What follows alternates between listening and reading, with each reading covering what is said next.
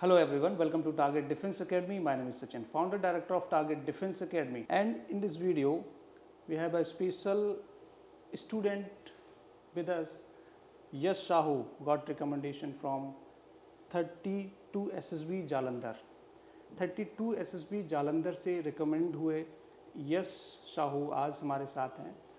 और सबसे पहले तो हम जानना चाहेंगे यश साहू से कि आपका एजुकेशनल बैकग्राउंड क्या है एंड किस फैमिली से आप बिलोंग करते हैं और किस तरीके से आपने डिफेंस की तरफ जाने तो मेरा एजुकेशनल बैकग्राउंड तो ये है कि when I got admission in the Sainik school in 7th standard my education is started from there and after that I have completed my education all education like my all standards in Sainik school from Sainik school UP.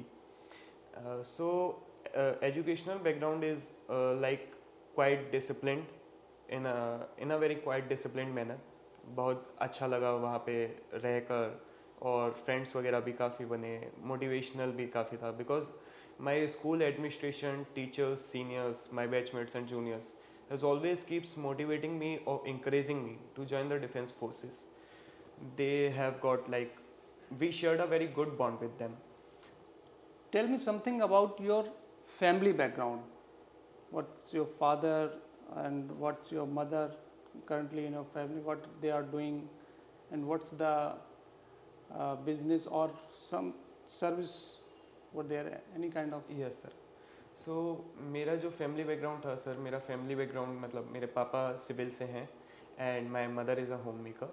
I have a younger sister, currently she is in first standard. So father का मतलब civil background से हैं तो there was some quite difficult thing कि लोग पूछते हैं फ़ौज में क्यों जाना चाहता है तू, तो वो एक था. बट एडमिशन चलते हुए जब सैनिक स्कूल में एडमिशन हुआ तो मेरा एम क्लियर हो गया था कि डिफेंस फोर्सेस में ही जाना है मेरे को, because I have seen the life of defence कि बहुत ज़्यादा डिसिप्लिन मैनर में होती है, लाइफस्टाइल बहुत अच्छी है, एक जो रेस्पेक्ट होती है जिसके लिए लोग जीते हैं, that is very impressive for me. Exactly जो भी डिफेंस में जाना चाहता है उसका एक मोटो क्लियर होना चाहिए कि डिफेंस में जाना क्यों है. Because defence sector is totally different from the other sectors. Will talk about IIT JEE NEET and other examinations. Defence that is NDA, specially NDA and CDS is totally different, है ना. तो सबसे important जो question होता है वो यही होता है कि why do you want to join NDA and from where you got the inspiration. क्योंकि जब तक आपके अंदर इंस्पिरेशन नहीं होगी, सेल्फ मोटिवेशन नहीं होगा, तब तक आप NDA क्वालिफाई नहीं कर पाएंगे, और वो भी strong motivation and inspiration. So yes, from where you got the inspiration to join National Defense Academy? So my inspiration is simple. From Sainik School, I've got the inspiration, and also like I've seen a lot of things in my school, like Captain Manoj Kumar Pandey sir, who got the Paramveer Chakra, and Captain Sunil Chandra sir. तो they are the alumni of my school. तो उन्होंने बहुत अच्छा participation किया, तो I wanted to continue the legacy for that reason. Like Okay. So there are so many students, those who are preparing for NDA, written as well as SSB interview, and which kind of guidance do you want to give them so that they can score good in written examination as well as in SSB interview? Yes sir. So first of all जो बात sir ने अभी कही कि M clear होना चाहिए, वो M clear होना बहुत ज़रूरी है अगर आपको रिटन के लिए चाहिए, क्योंकि एम क्लियर होने से it builds your consistency, and consistency maintains a lot of work in written examination as well as in SSB. That is required a very hard work. Talking about the written examination, कि written examination like math sections, even my math is good, so math section and GAT sections, there is required some consistency there, and also aim. Like बहुत से लोगों का क्या होता है students में कि they are aiming for only 75 marks to clearing the cutoff of an NDA maths. So that is the thing I feel कि ये थोड़ी गलत thing है, क्योंकि जब आप 75 मार्क्स को ये एम बना लेते हो तो आप ये सोचते हो कि इतने ही क्वेश्चन कर लें, इतने सही हो जाएगा. Even I have scored in my math examinations, I have scored 207 marks in this attempt. So अगर एम ही अपना छोटा बना लोगे तो आपका फ्लक्चुएट कर जाएगा, क्योंकि there is a lot of pressures that has been made in written examinations. Right right. तो यस सर, तो maths. And what about the gate section? Sir gate section के लिए मुझे लगता है, एज वी ऑल नो, कि 7th 8th 9th 10th ये classes बहुत इंपॉर्टेंट हैं गेट सेक्शंस के लिए, because most of the questions is generated from these classes. तो इसमें लोगों को ज़्यादा वर्क करना चाहिए। इंग्लिश इज़ क्वाइट सिंपल, अगर आप रीडिंग भी करते हो तो भी चल जाएगा इंग्लिश के लिए, बट साइंस में आप काफ़ी इम्प्रूव कर सकते हो अगर आपकी 8th 9th और 10th स्टैंडर्ड की साइंस अच्छी है तो। बाकी ज्योग्राफी के लिए और करंट अफेयर्स के लिए you keep updated yourself with the by reading newspaper, that is also help in your SSB also. So उसके लिए मतलब रिटन एग्जामिनेशंस के लिए sir is always there to provide the help. What you want to say about your SSB tenure? जब आप SSB गए वहाँ पे जालंधर में, तो किस तरीके का एनवायरनमेंट आपको मिला और कैसा आपका एक्सपीरियंस रहा? यस सर, तो अगर मैं अपनी सर SSB की बात करूँ तो I got recommended in my 3rd attempt of SSB।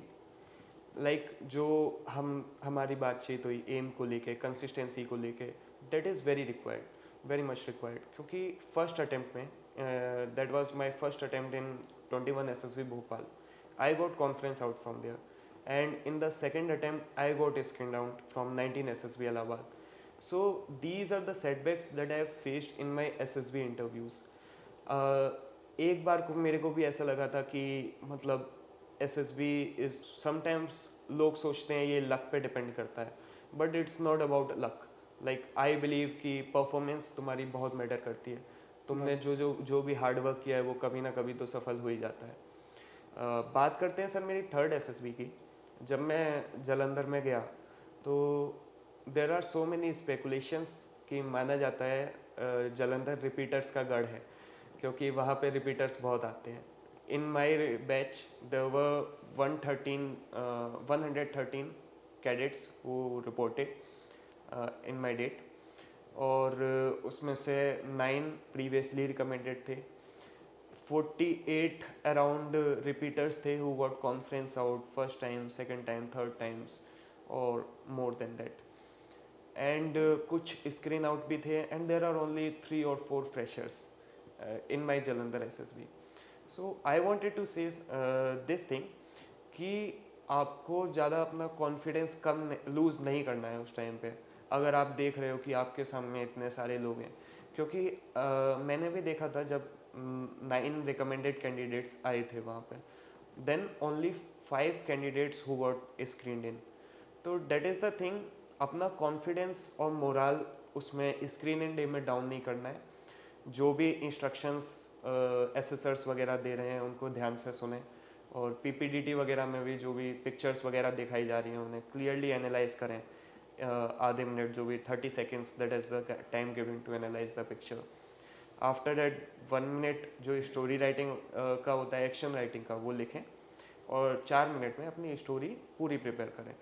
अगर आपको ऐसा लगता है कि आप 4 मिनट में PPDT प्रिपेयर नहीं कर पा रहे हैं, राइट नहीं कर पा रहे हैं, तो उसमें कोई ऐसा हड़बड़ाने की बात नहीं होती है। स्टिल अपना मोरल हाई रखिए आप लोग, क्योंकि वो 4 मिनट जिसमें आप अपने स्टोरी क्लियर कर पाए हैं, अगर आपके 2-3 एक्शंस छूट गए हैं तो नरेशन टाइम पे आप उसे क्लियर कर सकते हैं, क्योंकि जब PPDT राइटिंग कंप्लीट हो जाती है सर, तो 5 से 10 मिनट मिलता है नरेशन के लिए।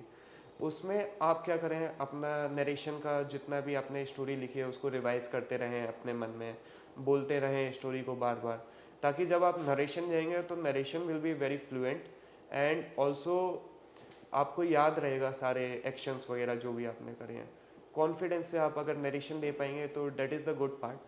ऑल्दो मैं इसमें ये नहीं मानता कि इंग्लिश का ज़्यादा बड़ा रोल होना चाहिए, क्योंकि जो हिंदी मीडियम वाले स्कूल हैं उनको भी मैंने देखा है कि वो भी स्क्रीन इन या फिर कॉन्फ्रेंस इन हुए हैं। तो that is all about your hard work, कि आप कितना ज़्यादा मेहनत कर रहे हैं उस चीज़ के लिए जिस चीज़ को आप पाना चाहते हैं। कुछ लोगों का मैंने ये भी देखा है कि रिटेन के लिए तैयारी करते हैं बट SSB के लिए नहीं करते, SSB के लिए ढील छोड़ देते हैं। तो right right. That is not the thing. अगर अगर आप एनडीए क्लियर कर रहे हैं तो आपको एसएसबी भी क्लियर कर देना चाहिए, नहीं तो एनडीए रिटेन करने का कोई फ़ायदा नहीं रह जाता है। Exactly. And yes, tell me your best quality, जिससे आपको लगता है कि for that quality due to which you got recommendation from SSB Jalandhar. Sir my best quality is supportiveness और कोऑपरेटिवनेस। लाइक मैंने बहुत शो करी थी ये क्वालिटी मेरे जब जीटीओ स्ट्रक्चर्स में भी, जब जीडी वगैरह हुई थी, तो there were some dominative personality there in my group, पर मैं उनको कोऑपरेट कर रहा था, ये नहीं कि काट दिया या फिर फ्रस्ट्रेट हो गया। क्योंकि एसएसबी एक वो चीज़ है कि जिसमें हर आपका जो भी टेस्ट हो रहा है उसमें आपको काम एंड कंपोस्ट रहने की बहुत ज़रूरत होती है। अगर आप जीडी में फ्रस्ट्रेट हो जा रहे हैं कि ये ज़्यादा पॉइंट दे रहा है, तो उससे आपकी परफॉर्मेंस ख़राब होगी। उसकी परफॉर्मेंस तो वो तो अपना अच्छा कर ही रहा है, तो अपनी परफॉर्मेंस ख़राब ना करें। कोऑपरेटिवनेस बहुत ज़्यादा ज़रूरी होती है जीडी वगैरह में या फिर जीटीओ के हर एक टास्क में। अगर आप पीजीटी करने चाह रहे हैं, that is progressive group task, तो उसमें भी सारी चीज़ें वगैरह करना है, एचजीटी, एफजीटी, जीओआर में कोऑपरेटिवनेस बहुत देखी जाती है। तो ये चीज़ें भी, हालांकि जो कोऑपरेटिवनेस, जैसे मैं स्कूल में भी बहुत पार्टिसिपेट करता था, अपने जो भी एनुअल फंक्शंस होते थे या फिर फ्रेशर्स ईव होती थी या टीचर्स डे, जो जितने भी सेलिब्रेशंस होते थे मैं बहुत पार्टिसिपेट करता था। Even I was the cultural captain in my सैनिक स्कूल। तो जब इसमें मैंने पार्टिसिपेट किया, बैंड एंड परेड में भी मेरा काफ़ी पार्टिसिपेशन था। I was one of the band commander in सैनिक स्कूल। तो जब ये सब पार्टिसिपेशन हुआ तो मेरे को एक मतलब मिल गया कि हाँ, अगर आप सेल्फ एडजस्टमेंट कर पा रहे हैं किसी के साथ में तो बहुत अच्छी चीज़ है वो कहीं ना कहीं आपको हेल्प ज़रूर राइट देगी। राइट, उससे आपका कॉन्फिडेंस भी इंक्रीज होता है, और कॉन्फिडेंस की वजह से मुझे लगता है कि काफ़ी सिलेक्शंस एंड रिजेक्शंस होते हैं। अगर आपके अंदर कॉन्फिडेंस है तो आपका सिलेक्शन हो जाता है। And if we talk about the over confidence yes sir.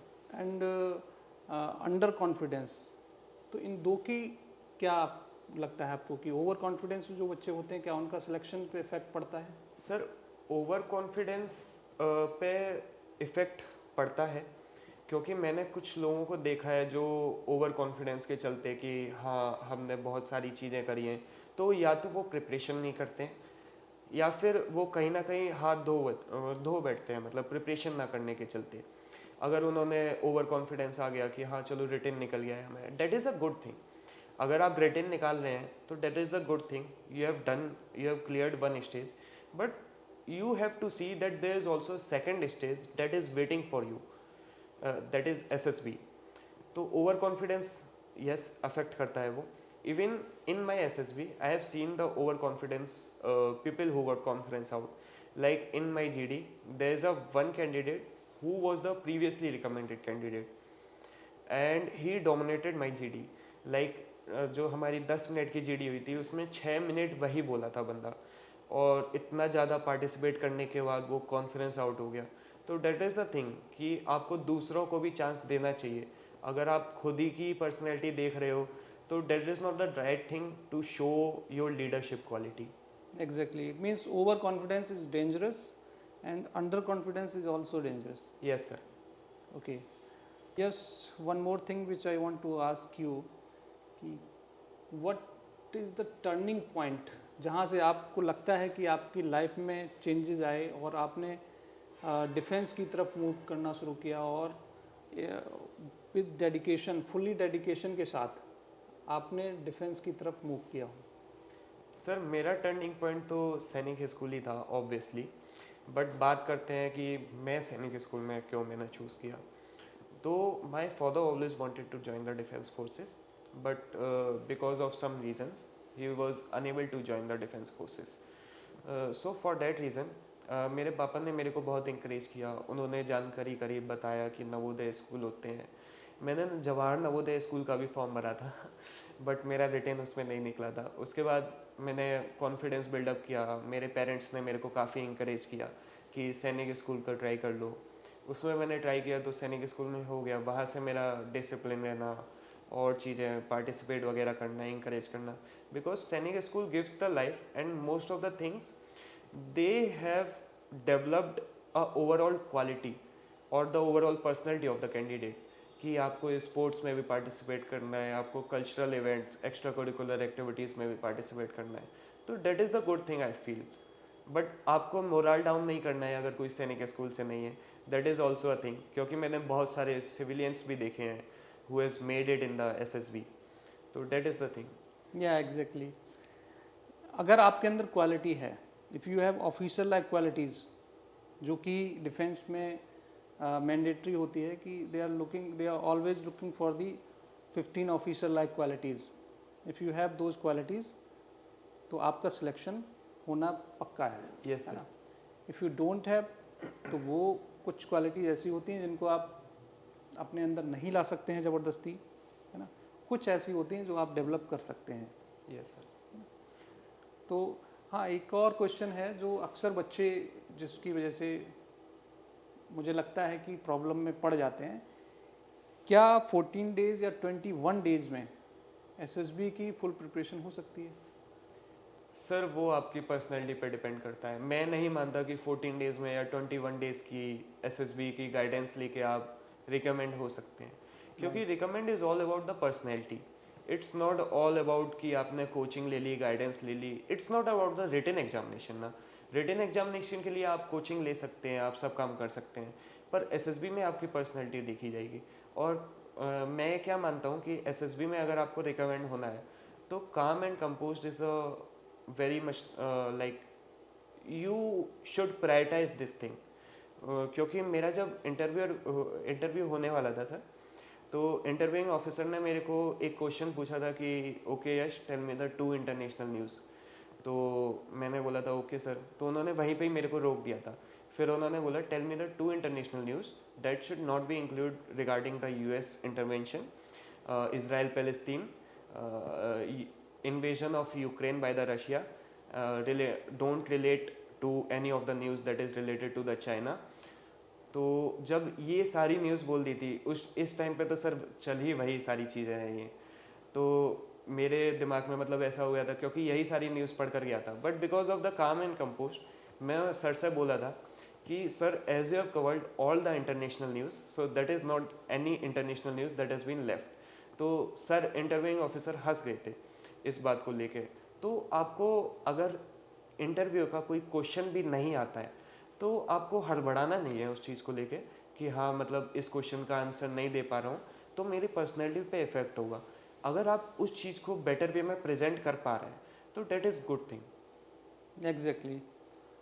हाँ, आपके एसएसबी एक्सपीरियंस की अगर मैं बात करूँ तो कुछ ऐसी चीज़ें, कुछ ऐसी इंटरेस्टिंग चीज़ें और भी आपके साथ हुई हों, और प्लस आपका जो इंटरव्यू रहा है उसका टाइम ड्यूरेशन क्या रहा है? क्योंकि अक्सर इस पर काफ़ी ज़्यादा डिस्कशंस होते हैं कि अगर आपका इंटरव्यू बहुत कम टाइम के लिए होता है तो आपके सिलेक्शन के चांसेस थोड़े कम हो जाते हैं, है ना? जिसका इंटरव्यू थोड़ा सा लंबा खिंचता है तो उसके सिलेक्शन के चांसेस थोड़े बढ़ जाते हैं। What do you think about this? And आपका इंटरव्यू कितने टाइम पीरियड का रहा? सर मेरा इंटरव्यू 25 मिनट टू 30 मिनट्स ही चला था बस। तो इंटरव्यूअर की जो बात करी, जो जिनका लंबा चल जाता है या जिनका शॉर्ट चलता है, तो ये भी एक तरह की स्पेकुलेशन ही है कि आपका अगर जल्दी चलेगा तो आप रिकमेंड हो सकते हैं या छोटा चलेगा तो रिकमेंड हो सकते हैं। मैंने एक जूनियर को देखा है, मेरा एक जूनियर था, उसका इंटरव्यू 3 मिनट चला था एंड ही गॉट रिकमेंडेड। उसके बाद मैंने कुछ ऐसे भी अपने ग्रुप में देखे हैं जिनका इंटरव्यू 10 मिनट चला, वो रिकमेंड हो गए। कुछ मैंने ये भी देखे हैं जिनका इंटरव्यू 1 घंटे 30 मिनट चला और उनका भी रिकमेंडेशन हो गया। तो आपको ये सारी चीज़ें नहीं सोचनी है कि आपका इंटरव्यू कितनी देर चलेगा या आपने नरेशन कैसा दिया या आपका साइक टेस्ट कैसा हुआ। All you have to do is present yourself in a better manner. अगर आप अपने आप को, कोई भी टास्क हो रहा है, अपने आप को अच्छे से प्रेजेंट करिए, that is the good thing. And last, जो कि आपका एसएसबी का पार्ट होता है, that is conference. What you want to share about the conference? आपका कॉन्फ्रेंस कितने टाइम का रहा है? तो सर अगर कॉन्फ्रेंस डे की बात होती है तो मेरा कॉन्फ्रेंस डे 1 मिनट ही चला था बस। उसमें मेरे जो प्रेसिडेंट सर थे उन्होंने पूछा कि gentleman how was your stay and what are the things you like the most in Jalandhar. तो इसके बाद बोला, उसके बाद इनके आंसर दिए, उसके बाद बोल दिया okay gentleman you may leave now. तो कॉन्फ्रेंस डे में मुझे क्या लगता है कि जो आपने 4 दिन में किया है, अगर आपने गलत किया है तो ओन अप कर दो कि हाँ सर मैंने गलत किया है, मैं बेटर कर सकता था। जैसे मेरे को पूछा था कि तुमने कौन सी चीज़ सबसे अच्छी करी है यहाँ पे, तो मैंने बोल दिया था कि सर इंटरव्यू। तो उन्होंने बोला कि इंटरव्यू क्यों? तो मैंने बोला था कि sir there is always a chance to improvement, आप और अच्छा भी कर सकते हैं। और मतलब मैंने अपना बेस्ट दिया है वहाँ पे, पर मैं और अच्छा भी कर सकता था on the basis of my तैयारी। तो एक ये चीज़ होती है। और ओके। बाकी कॉन्फ्रेंस डे की और बात करी जाए तो कॉन्फ्रेंस डे में जब सारे ऑफिसर्स बैठते हैं तो वो भी एक चीज़ होती है कि सारे ऑफिसर्स का सम अप देखा जाता है कि हाँ ये बंदा रिकमेंडेड कैंडिडेट है या नहीं।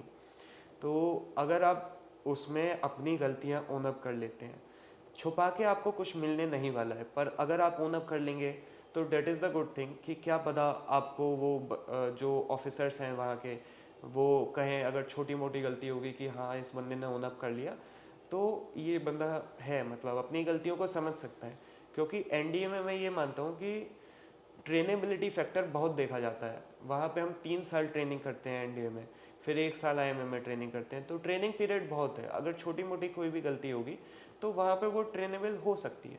पर हाँ अगर कोई बड़ी गलती हुई तो आपको कॉन्फ्रेंस आउट फेस करना पड़ेगा, बट उसमें भी आपको अपना मन को दुखी नहीं करना है। जस्ट अपने आप को देखो, इंट्रोस्पेक्ट योरसेल्फ कि आपने क्या क्या गलती करी है उन 4 दिन या 5 दिन, या फिर अगर आप स्क्रीन आउट हुए हो तो आपको पहले दिन आपने क्या गलती करी है, और उसके बेसिस पे अपनी परफॉर्मेंस या फिर अपनी तैयारी, अपनी प्रैक्टिस वो स्टार्ट कर दीजिएगा, उससे बहुत इफेक्ट आएगा। Okay. So yes, congratulations once again. Thank you sir. और बहुत अच्छा लगा, और आई होप कि आपकी जो गाइडेंस है वो स्टूडेंट्स से काम आएगी, और आपकी गाइडेंस से अगर किसी भी बच्चे का सिलेक्शन होता है, आई थिंक उससे ज़्यादा अच्छी बात कोई नहीं हो सकती है। बाकी टारगेट डिफेंस एकेडमी की जो सपोर्ट और जो गाइडेंस है वो तो आपको हमेशा मिलती रहेगी। Thank you so much. Thank you sir.